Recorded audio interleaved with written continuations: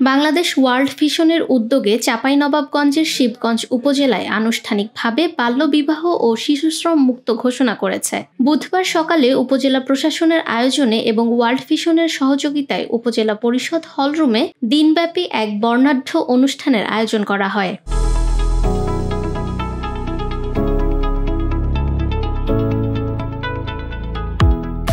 শিবগঞ্জ উপজেলা নির্বাহী অফিসার মোহাম্মদ আজাহার আলীর সভাপতিত্বে অনুষ্ঠানে উপস্থিত ছিলেন ওয়ার্ল্ড ভিশন বাংলাদেশ রাজশাহী অঞ্চল উপপরিচালক মোহাম্মদ রাজু উইলিয়াম রোজারিও, শিবগঞ্জ থানা ইনচার্জ মোহাম্মদ গোলাম কিবরিয়া সহ আরও অনেকে। অনুষ্ঠানে উপস্থিত সকল সুধীজন শিবগঞ্জ উপজেলাবাসীকে বাল্যবিবাহ ও শিশুশ্রম প্রতিরোধে তাদের অবদান রাখার প্রতিশ্রুতি প্রদান করেন। তারা সকলকে একত্রিত হয়ে এই দুই সামাজিক ব্যাধি নির্মূলে ঐক্যবদ্ধভাবে কাজ করার অঙ্গীকার ব্যক্ত করেন।